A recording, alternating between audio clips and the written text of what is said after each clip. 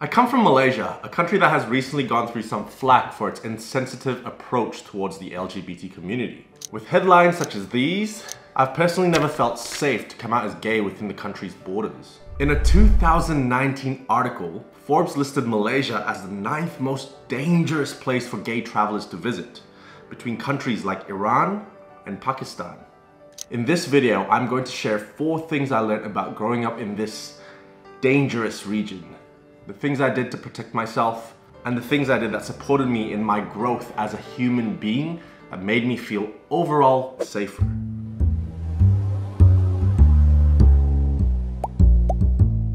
Malaysia has a law under the Penal Code 377 that legislates carnal intercourse against the order of nature as a criminalized activity. It is a law introduced into the region by British colonization, with countries like India and Singapore sharing the same sentiment too.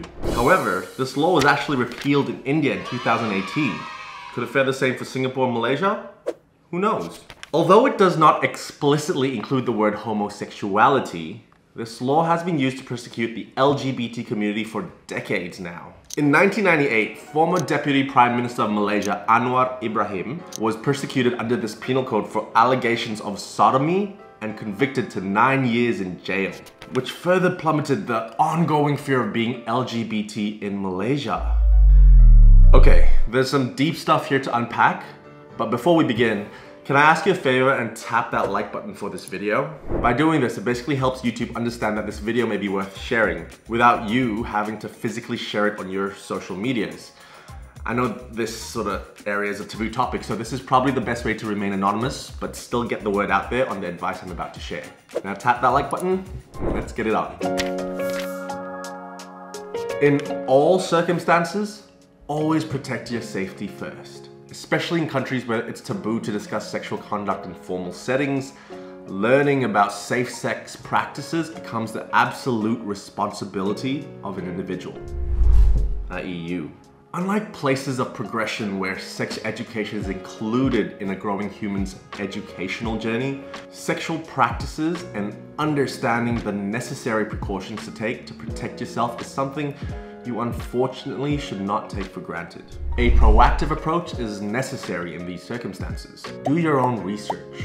Learn about sexually transmitted diseases, what they mean, what they entail, and what you can do to prevent them. It really wasn't that long ago when the AIDS epidemic was going around. For those who may not know, AIDS is a deficiency in your body's autoimmune system that may develop through the transmission of an STD called HIV. It grew prevalent in the 80s and 90s, especially through gay communities. And although many steps have been taken to reduce the cause of harm from this disease since, HIV still exists today. Even though medication is now more readily available to prevent individuals from developing and transmitting HIV, it still affects the gay community very harshly. Especially when you're in a country that doesn't show any compassion towards this disease, life can be tough. Medication will also end up costing you significantly, both financially and personally, for the rest of your life. If the community isn't in support of you, all I can say is look elsewhere or build your own community. You only get one chance and you only have this one body. And understanding the potential consequences of sex will always be your responsibility. When dealing with topics with little understanding in your general community, the most important thing is to protect your own safety at whatever cost. Unfortunately, if you're in a position of danger, you will not make the best decisions for yourself. Building trust is difficult, but not impossible. Which brings me to my next tip. In a community where physical trust is difficult to obtain, many people turn their heads online towards anonymous trust for a sense of support and freedom. The internet is a perfect place for this, right? In all respects, this is a double-edged sword and should always be approached with additional precaution. On one side, being anonymous allows you to freely express yourself without the consequence of being found out. On the other, being anonymous also brings about a lack of transparency of intent, especially when dealing with a stranger on the other side. So when building trust, it's important to do this with patience. So when sharing your profile online, know that there'll be scammers that exist among them out there on the prowl.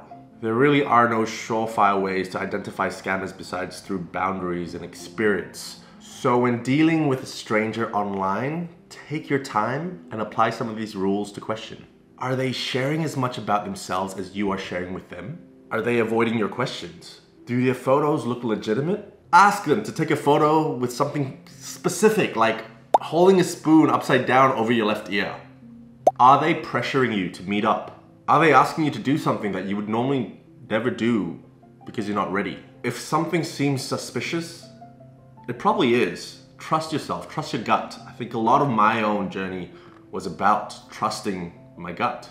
These questions are just a few tactics I've used in my journey as a gay man in this society. I'm sure there are other people who have their own strategies for this. If you're one of them, I want to ask you to share your experiences in the comments below so others may read through it and learn from it too. Trust should always be a slow game to play. And even in this fast-paced modern society, we should never take shortcuts for instant gratification. Your safety comes first, your trust comes second. Speaking of trust, if you're keen to learn a bit about my journey to self-acceptance as a gay man, my good friend Jasmine started this podcast called I Wish Someone Told Me and invited me on her talk show to talk about it. I Wish Someone Told Me is a talk show about sexual positivity, allowing an opportunity for representation of individuals who live in Asia to talk candidly about their own sexual experiences growing up, what they have learned, and how they live today. In my episode, Jasmine asked me some hard-hitting questions like how did my parents handle it to what is your favorite sexual experience? It's available wherever you listen to podcasts. I'm a Spotify user, so I'll include the Spotify links in the description below. So when you hold on to the conviction that you're the only one like yourself, you start believing that there is nobody else like you. This is far from the truth. You see, I used to think that being a gay man meant that you were expected to express more feminine traits. I could not identify with that.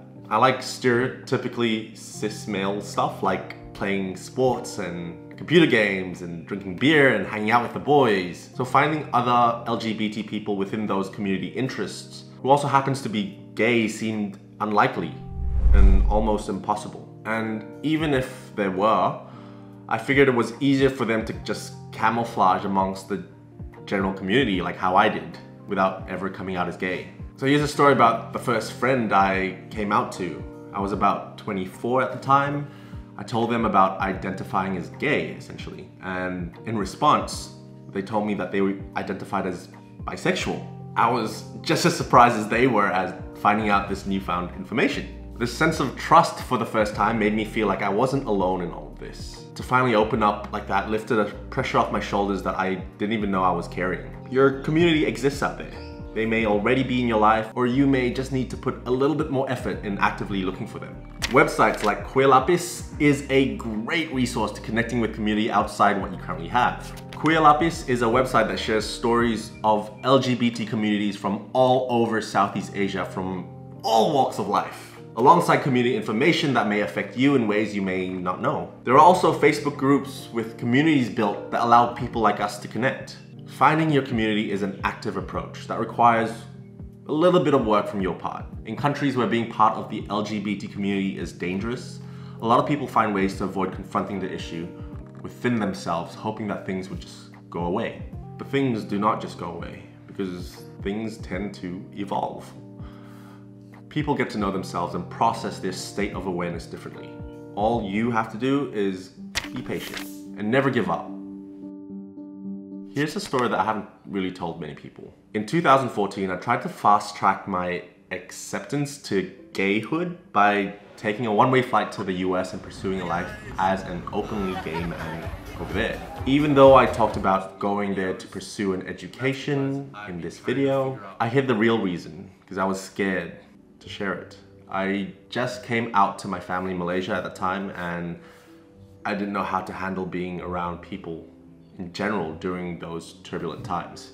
Through previous travel experiences, I built a relationship with a man 10 years older than me and moved in with him in Texas. This was a difficult journey. Besides leaving everything I've known behind, I was thrown into the deep end of what entailed itself with being gay. I fell in love with the idea of being part of a gay relationship and household, but I also sacrificed my mental and emotional well-being just to hang on to it. In some ways, I put myself through what I can only call now as a sense of self-abuse by disconnecting from the people I trusted and losing all sense of support along the way.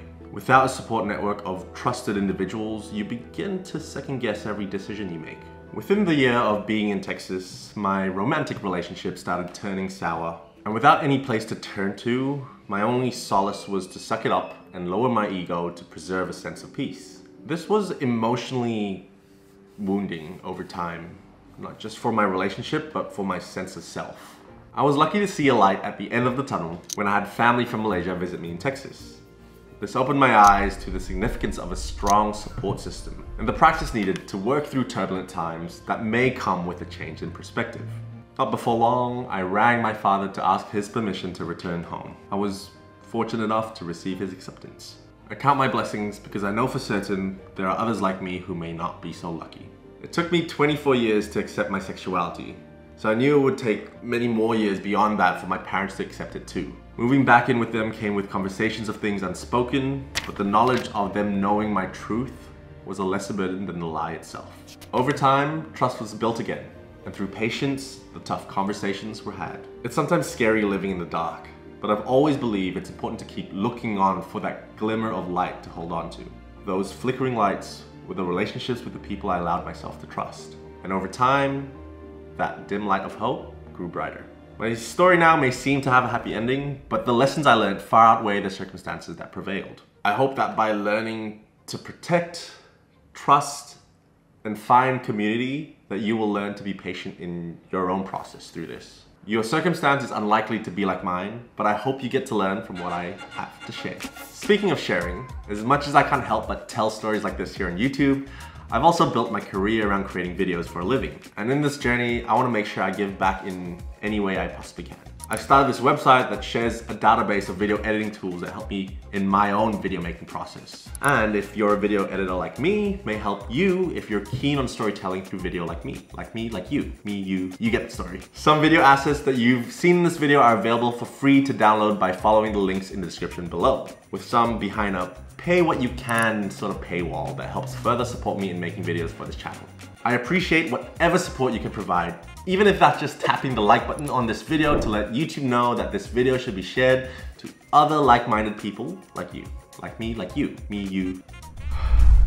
That was a weight off my shoulders. I'm glad to finally be able to share these lessons I've learned with you.